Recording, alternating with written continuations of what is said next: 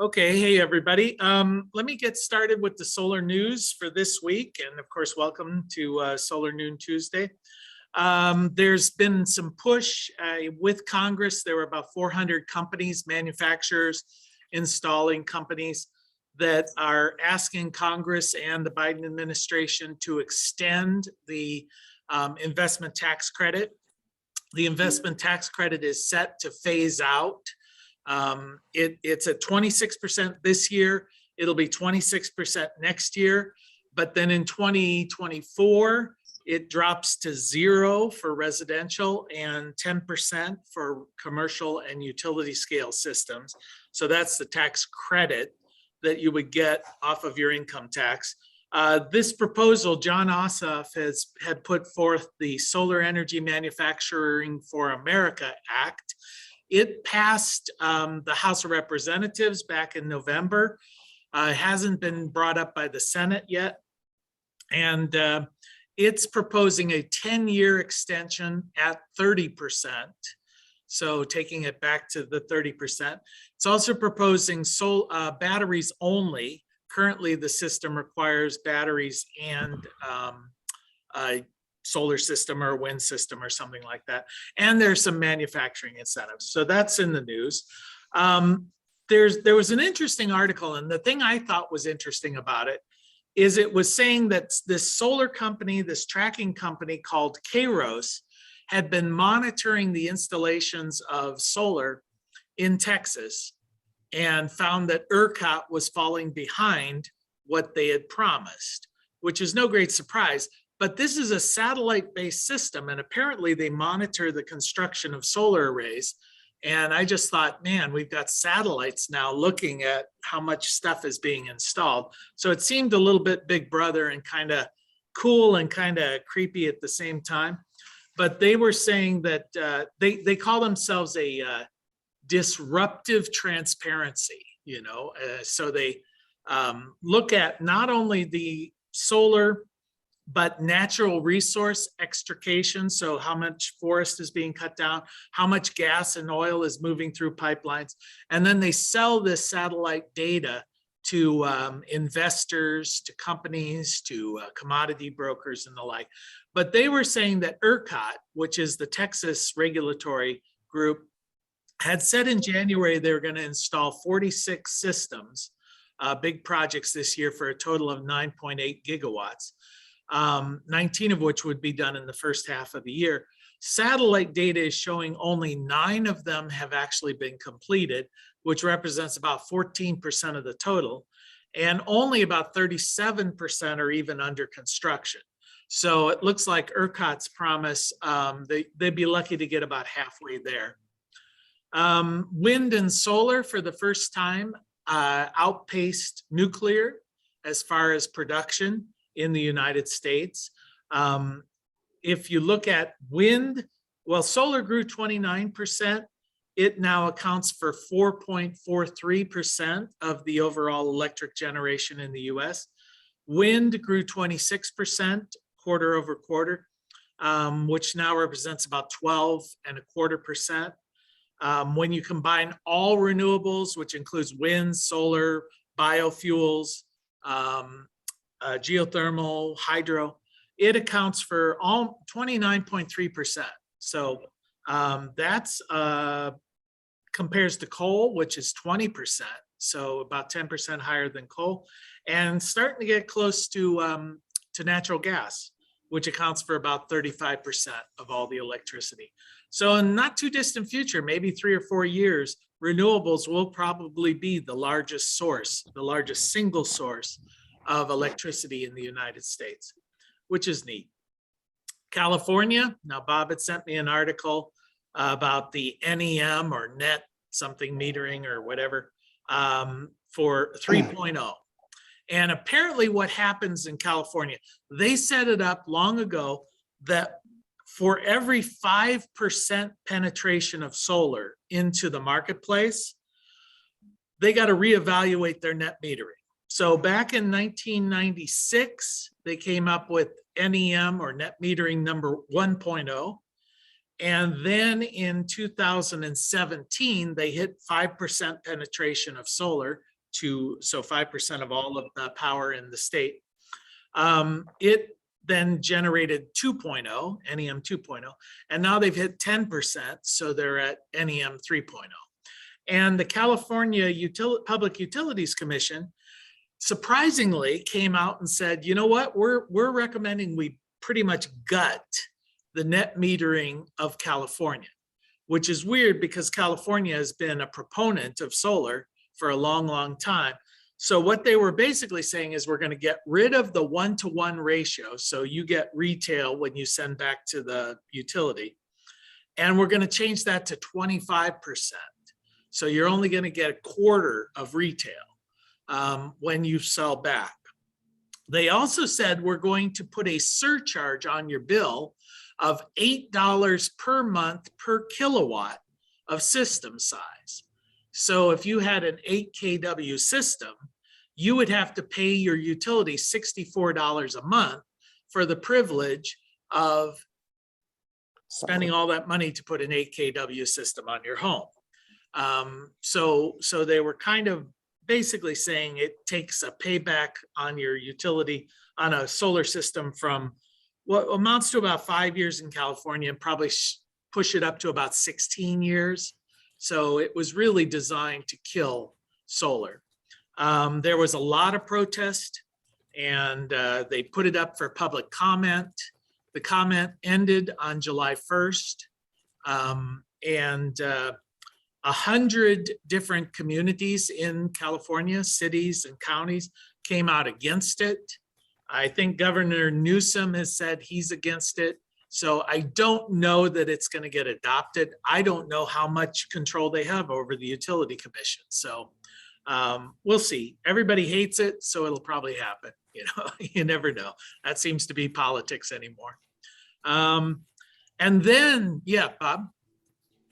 Oh, in Florida, they don't bring it to the public and ask them what their opinion is. They just raised the rate on people who have solar. It was $10, but a month. They just do it. Yeah. I mean, they don't say thank you or how you do. Well, I think in Florida, we could solve it just by saying fossil fuels are gay, and then, you know, problem solved.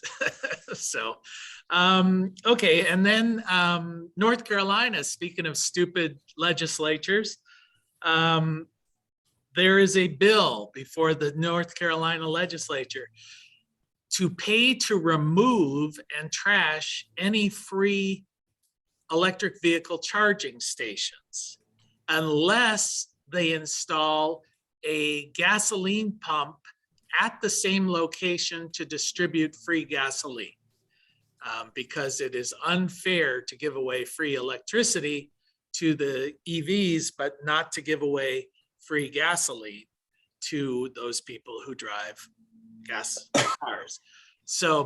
But since they couldn't do this on public property or on private property, the bill says that if a business installs a free electric vehicle station, they have to then, on the receipt of whatever it is you purchase there, they have to allocate whatever portion of your bill was the cost of providing the electric vehicle charging station.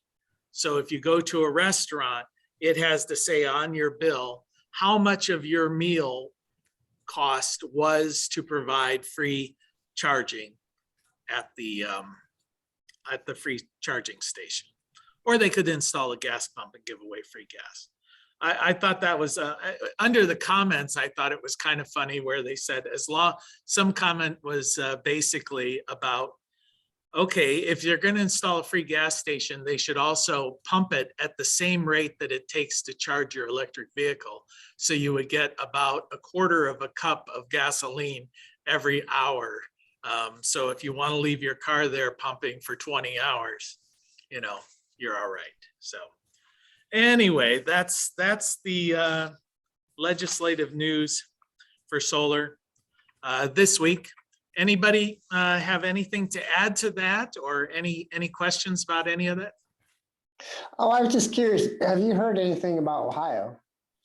Ohio, as far as in what respect? Any changes, news, updates? Because it seems like kind of like was that North Carolina and California? Like things are not very pro solar here in Ohio.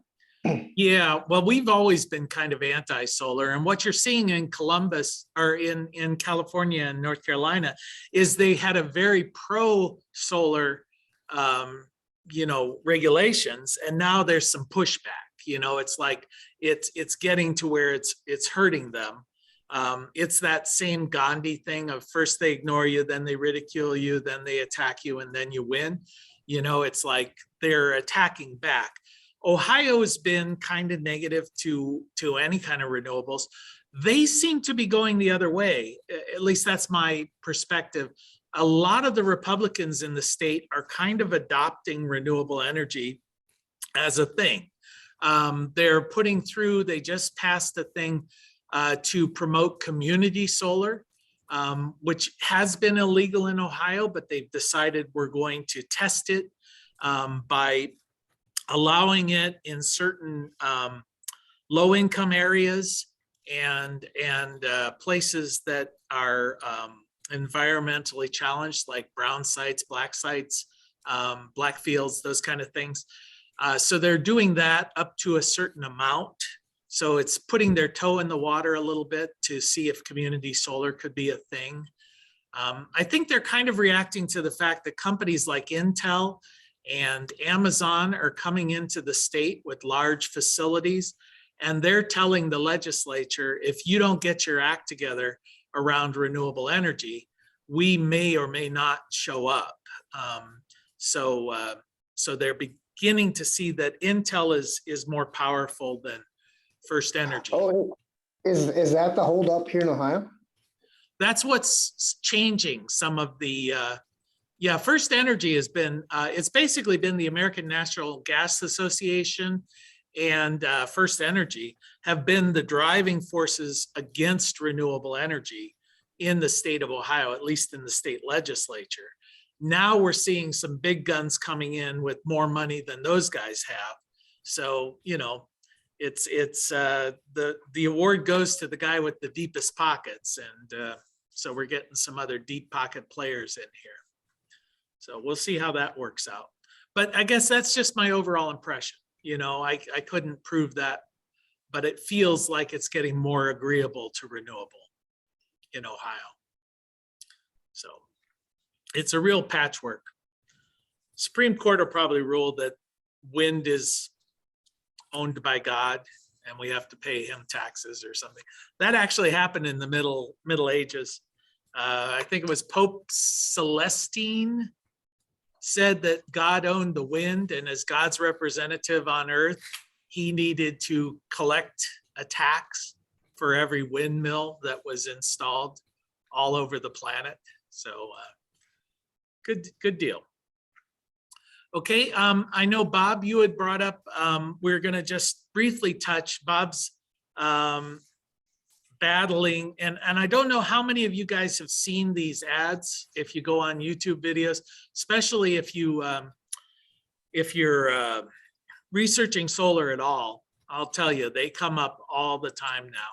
And it's this kind of like, wait, stop, don't buy solar because the government wants to do this for you kind of thing. And you don't have to pay any money if you qualify and all of that. So Bob, why don't you explain what's really going on with those things?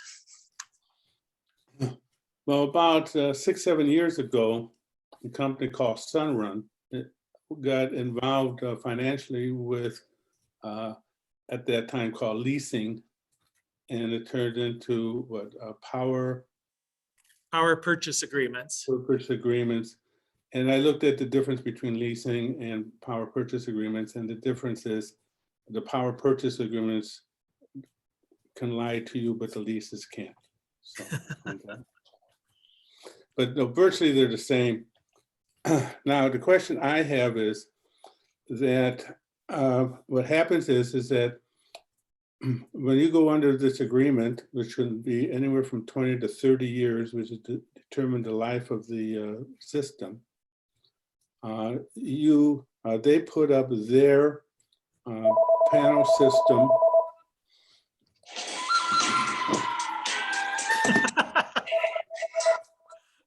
Okay, we know where your mindset is at. Well, if I have to deal with the good, bad, and the ugly, Anyway, so they put their system up. Whatever it produces, you have to pay, and they guarantee you a payment. And this is not a real guarantee. They don't, but they tell you that it's going to be less than what you pay for your Edison bill. They put on that a 2.9% increase every month on your, every year on your payments for the life of the system. So currently in Illinois, if I put up a 7.5 kilowatt system, it might cost you maybe 26,000, 27,000, but after rebates, they come down to about $10,500, $11,000 out of pocket. Well, if you add up all of those payments made over 30 years,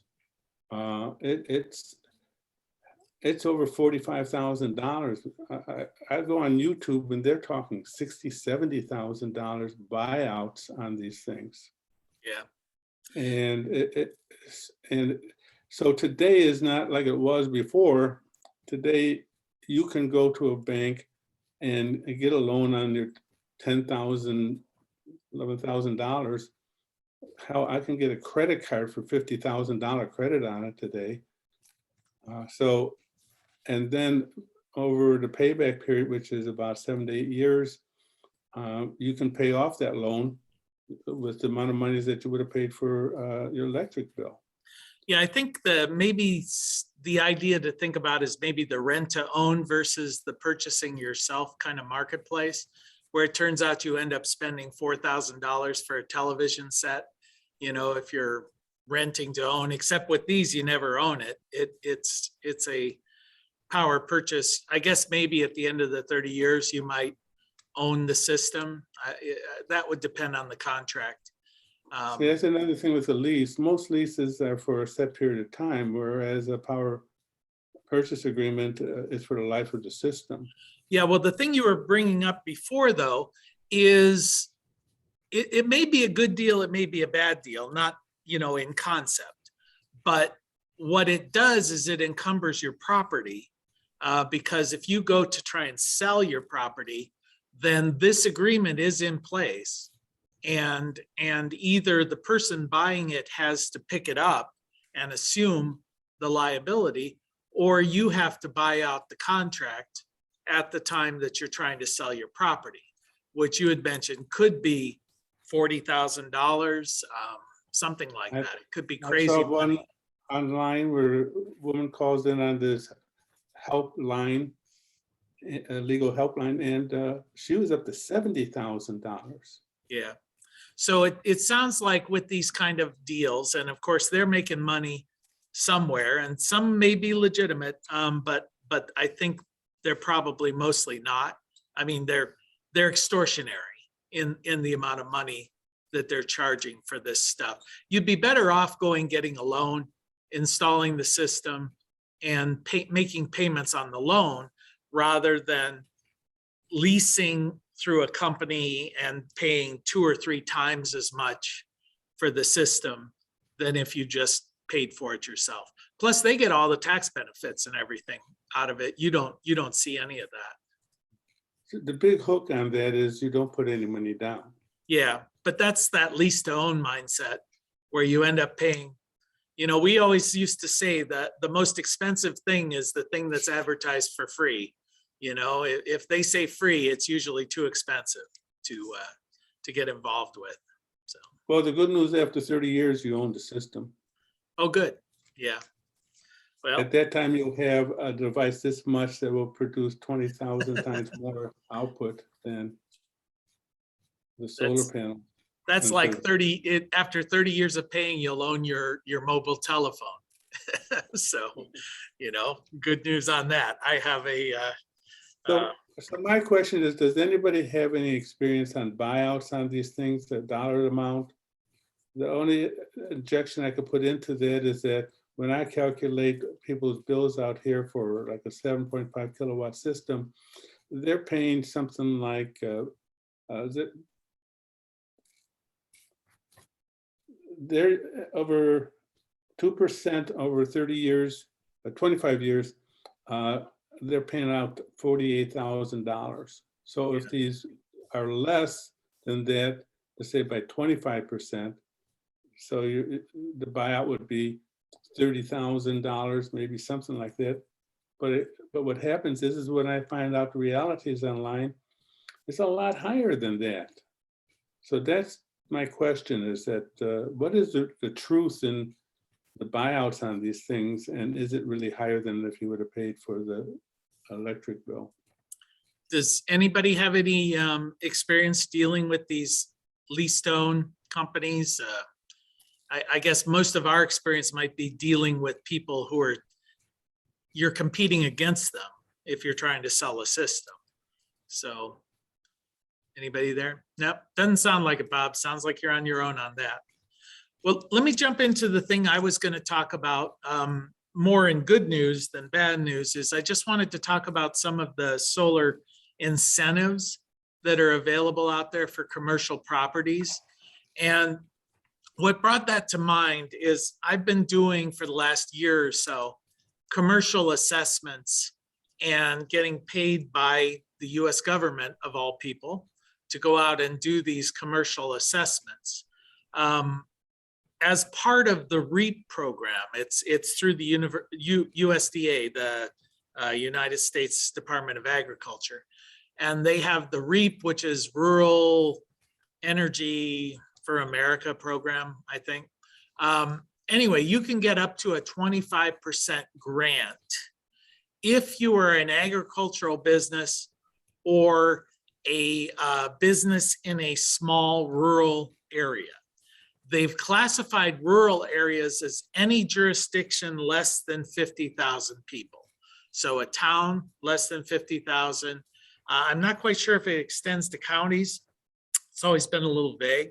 I think it's mostly municipalities. So if you're in the countryside or a town that's less than 50,000, you don't have to be in an agricultural business. A lot of the people who have gotten this are, in fact, I'm going this week to do one on a funeral home.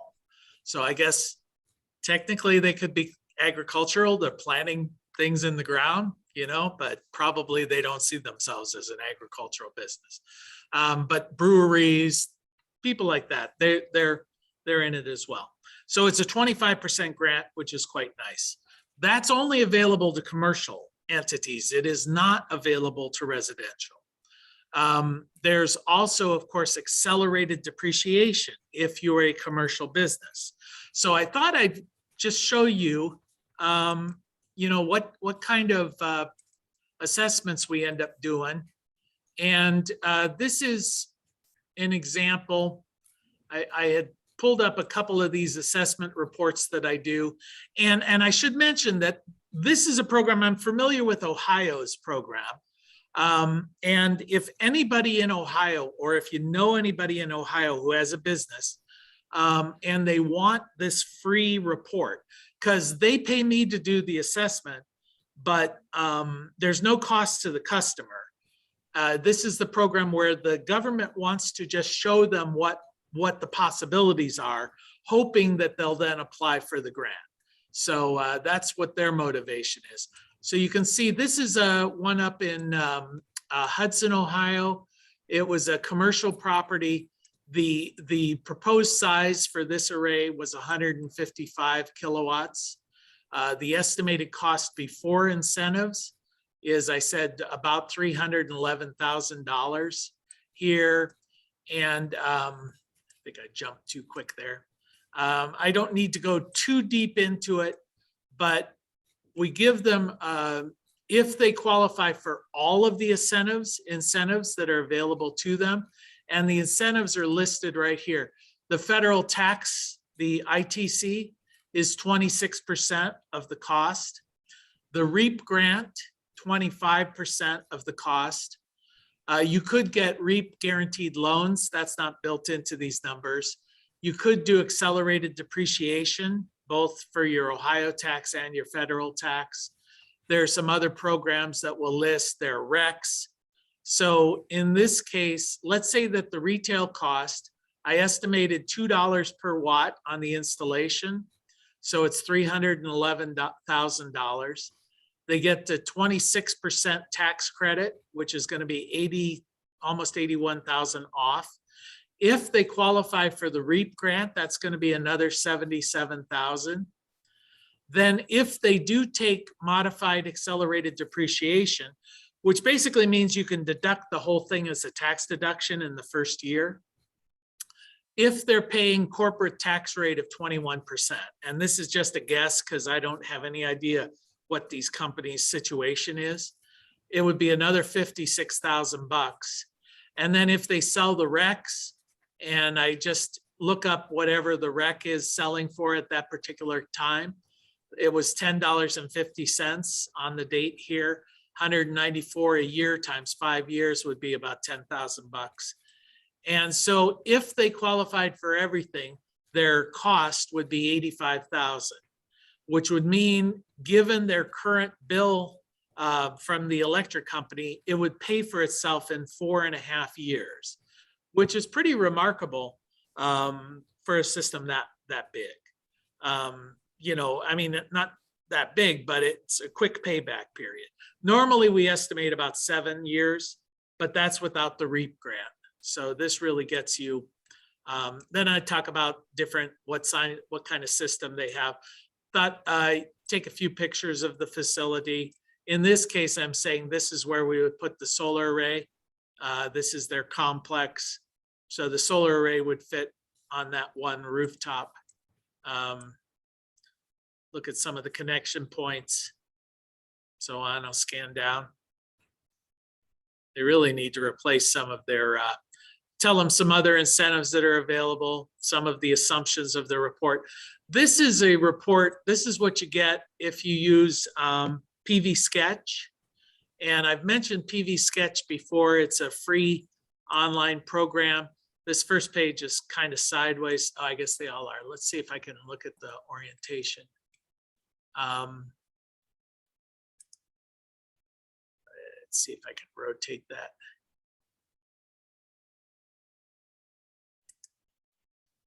There we go. So this would show what the first year saving is, how much it'll produce. Using this program, you can just mark out the dimensions and it'll populate the screen with the number of solar panels. And then it'll do all of your calculations for you. In this case, it's saying 486 panels based on the one that I was suggesting, 5 solar edge inverters to produce that much power. It'll show what your production is month by month versus what is being consumed. So like normal here, you overproduce in the summer, you underproduce in the winter to end up at a place where you're net metering. This system is designed to produce 113% of what they're currently using.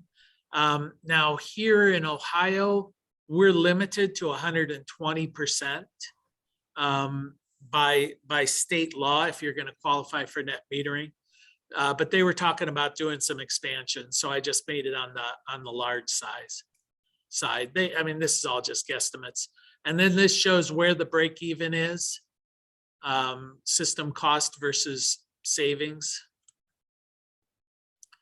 And then they give you some pretty stuff, and you can put in your, you know, what is the orientation, what is the angle, the azimuth, what kind of system you're installing. So it's kind of a nice, and then I also have their PV watts report here, which is showing the insulation based on the orientation and how much that system would produce, and then their electric bill and the like. So this is the kind of report. I have another one if you're thinking of smaller systems. This particular system is for a winery, and this one would pay for itself in 5.6 years with the incentives. It's a 40 kW system, so I guesstimated about $250 a watt. And as far as the estimates on pricing, I try and call around with some of the installers, some of the bigger installers, to see what they're actually charging for systems about this size.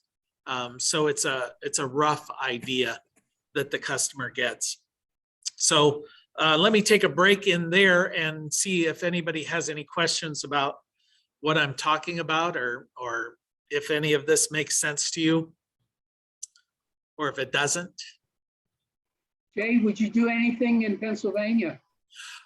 You know, I think the REAP program does extend into Pennsylvania.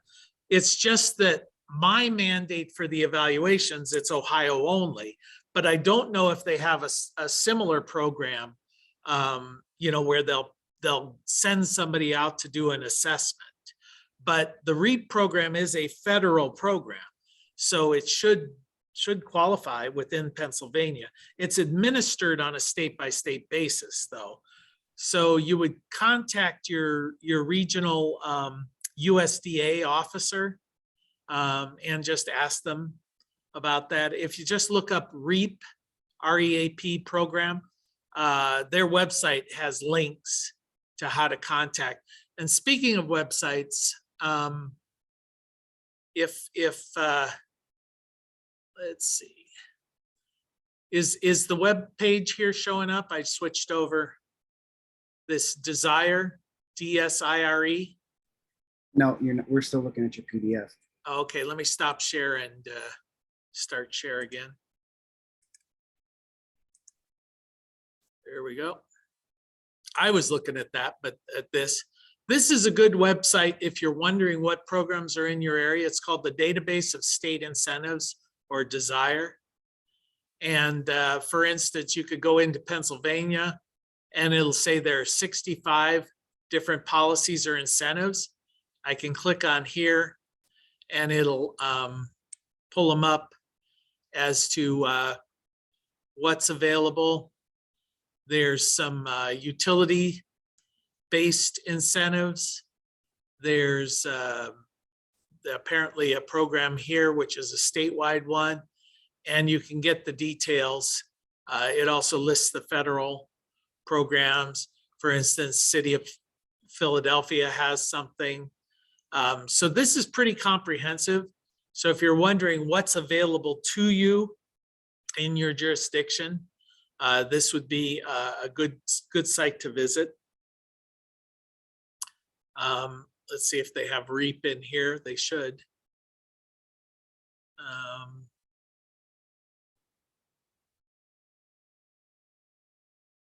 Grant program.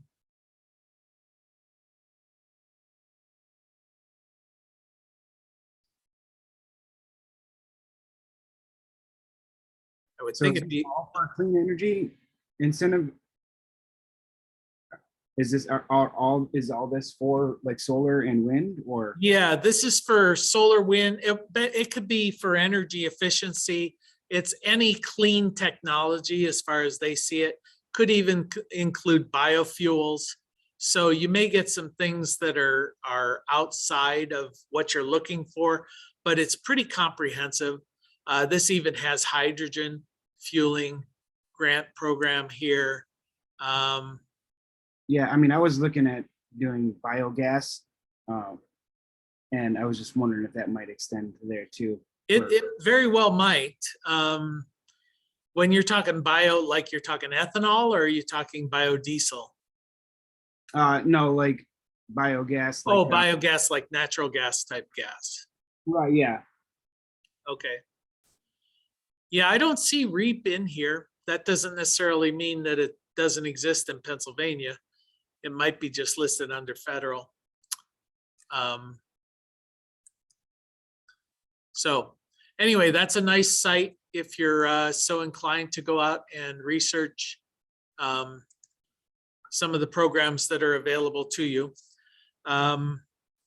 You can really, for commercial businesses, I would say when I do go and speak with them, if they qualify, if they're in a taxable position, which is kind of the big if, because most of these grants or most of these incentives are based on income tax.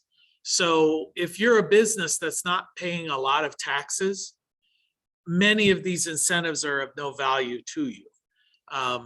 But if you're a business that does pay a lot of tax, to my mind, it doesn't make sense to not, to use a double negative, to not put solar on your facility, because you can essentially get at least half of it paid for just through tax incentives, through the ITC and the accelerated depreciation. And you could get as much as 75% of it paid for if you qualify for REAP. So let me A lot of see. these, a lot Yeah. of these system incentives require you to be tied into like DTE or some other, you know, energy company's system, because the system I'm looking to build for myself is going to be disconnected from that. It's going to be independent. Yes, some of them do and some of them don't. The tax, you know, your tax benefits do not, you know, whether you're connected to the grid or not, doesn't matter. Some of them are based on trying to reduce the amount of carbon associated with the grid. So things like the SRECs, they do require that you be connected to the grid. But I don't know about REAP. I don't think REAP cares whether you're connected to the grid or not. If you're independent of it, they're fine. You know, it's going to be a more expensive system. But some of those utility-based incentive programs, which Desire lists a lot, that may be only applicable in the first energy district or whatever, for first energy customers. And some of those incentives are due to lawsuits. For instance, when I was on the board of Green Energy Ohio, Duke Energy had been sued successfully for violating some sort of environmental law. They were sued by the Sierra Club. And as their penalty, they had to donate so many millions of dollars to try and get people to install solar and solar thermal systems. So Green Energy Ohio was tasked with administering those funds and giving out those grants. So some of these grants are based on, you know, the utilities fines, you know, for violating the law, which they seem very good at doing on a consistent and ongoing basis. So there's probably always going to be money available. Yeah, on the REAP grants, I just will note that the minimum is 2,500, maximum is 500,000. And there are two application deadlines, October 31st and March 31st. So if you're looking for this, the applications for the next round of funding close October 31st. So if you're out selling systems, you've got a fair amount of time before those things come due.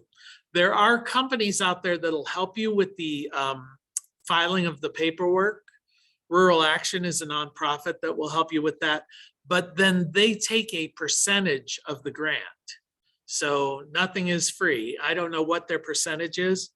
I hope it's not that much, but let's assume it's like a real estate commission and it's like 6%. So whatever you get, they take their 6% or whatever. So if you don't want to go through all of the hassles of filing government grant applications and things like that, you can hire somebody to do it, but it's going to cost you some money. So like everything else. Okay, any questions on this? Everybody's being so laid back and quiet today. So I guess before we close then, for those of you who got a copy of the commercial textbook, if you could get your feedback to me soon, because that thing's supposed to be published in August. What I'm talking about is I'm coming out with the next level textbook for commercial systems, the second edition. And that thing has turned into a beast. It's about 600 pages long. So it's going, I think it's pretty good. You know, I know some of you have gotten it and seen it. But if you can get back any kind of feedback, that would be helpful. Otherwise, it'll wait until we do the next revision. So, all right, last chance. Nothing? All right. Well, we'll see you all next week. Take care.